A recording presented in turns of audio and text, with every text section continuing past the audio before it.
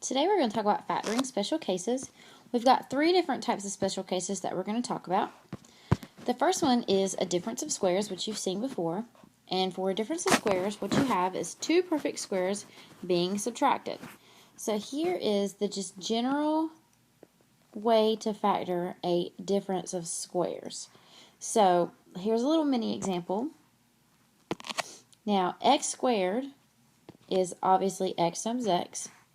So the square root of x squared is just x. We're just checking to make sure these are perfect squares. We're going to ignore the sign. If you put in your calculator the square root of 16, you get 4. So these are perfect squares. So what you're doing is you take the terms, so this would be like our a, and this would be like our b. And so you'd have x plus 4, and then x minus 4. And that's how that one will be factored. So if you're not sure if something is squared, you can use your calculator, do the square root, and see if you get something out. Remember, the square root button is second x squared. It's kind of catty-cornered to the 7 button. So let's talk about another type of special case. The next special case is a sum of cubes. So you have two perfect cubes this time, and they're being added. So here's the general way to factor the sum of cubes. What you have is, see how these are cubed and you've got them add them together? That's how you know it's the sum of cubes. So this is a lot to remember.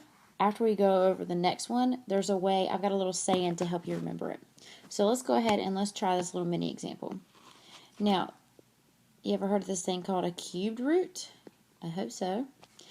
A cubed root of x to the third is just x, so that's like our a. And then the cubed root of 8, now, if you don't know what the cubed root of 8 is, on your calculator, you can press the math button, which is right below alpha, and then option 4, it has the cubed root. So you can press 4, then 8, and then enter, and you get 2. So that's our b.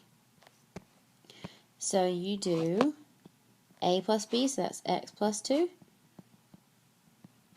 parentheses, a squared, so we have x squared, plus, and then we have to multiply a and b, so that's x times 2, and we're going to go back and rewrite this. Then you've got b squared, so we've got 2 squared. So this is just showing me plugging directly into that formula. So when I clean it up, I get x plus 2, and then x squared, x times 2 is 2x, and 2 squared is 4. Actually, I messed up a sign. Sorry. Because I don't normally do it that way. I normally do it by my saying, which we're going to talk about in a minute.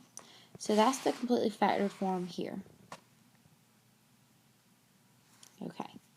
Now let's talk about the difference of cubes. The difference of cubes is exactly like the sum of cubes. You've got two perfect squares, except this time we're subtracting them. So here's the general form. It's very, very, very similar to what we did before, except for the signs are different.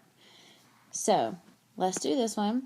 Let's check. We know the cube root of x cubed is x, so that's our a.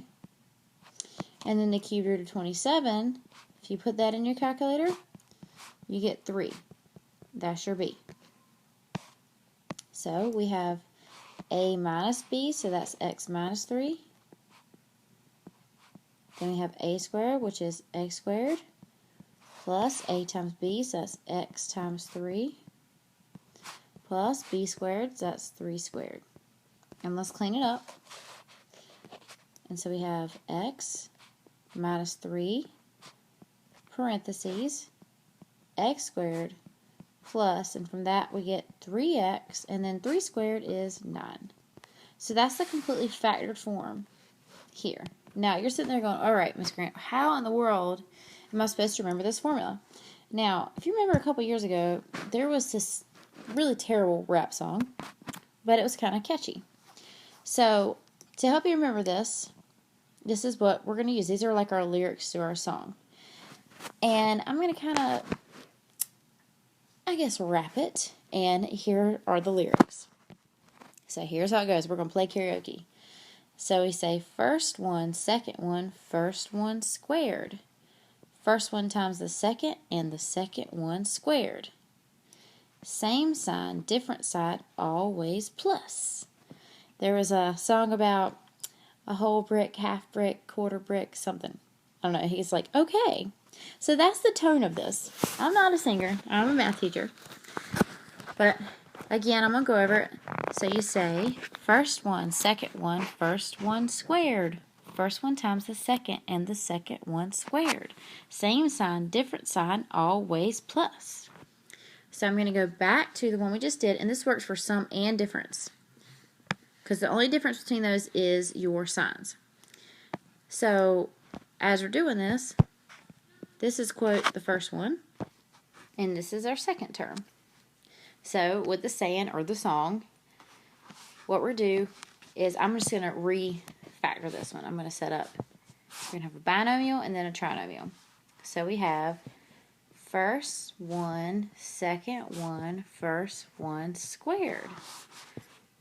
First one times the second and the second one squared. So same sign is referring back to this. So same sign, different sign, always plus. And that's what we have here. So you can use that saying to help you do sum and difference of cubes. Works every time. Now, before you do sum and difference of cubes, or before you do anything, don't forget you need to look for GCFs. Let's do some extra examples. Okay, so here it says factor. So just by first glance, you know, you can kind of take a look at the exponents to see if they're differences of cubes or sum and difference of, difference of squares or sum and difference of cubes. Okay. So this one, we've got a squared here, so let's see if this is a difference of square. First of all, we know that this is a difference, and we've got a squared there. Now, if you try to take the square root of 4y squared, you're going to get 2y, so we're good to go there. And the square root of 81 is 9. So, yes, this is a difference of squares. So, we're going to write our terms. We have 2y plus 9. And then 2y minus 9. And we've got that one factored. That one's pretty easy. Now, let's take a look at this one. We'll move it over just a hair. Okay. So, this might be where using your math and then going to option 4 for the cube root comes in handy. So, we've got a p cubed. So, we know that we can take the cube root of p cubed and we get p. We've got a sum, so this might be a sum of cubes. So, let's do this. Let's find the cube root of 27 p cubed. Now, you can't put p cubed in your calculator, but if you do math, and you go down to option 4, and you type in 27 and enter, you know that the cube root of 27 is 3. And the cube root of p cubed is p. So you can't put the variables in the calculator, but you can definitely put the numbers. So let's see if 64 is a cube. So press math, go to option 4, type in 64. And you get 4. So this is a sum of cubes. So this right here is my first term, and this right here is my second term. So we're going to do the little saying. So we're going to say, set up a binomial and then a trinomial. So we have first one, second one, first one squared. Now we got to be really careful when we square this one, because that 3 is going to get squared too. So first one, second one, first one squared. First one times the second and the second one squared. Okay, then let's do our signs. So we have same sign, different sign, always plus. So now let's clean this up. So we have 3p plus 4, 3p squared, 3 squared is 9, p squared is p squared, minus, then we have 3p times 4, so we have 12p, and then plus 4 squared, which is 16. So there's our factored terms.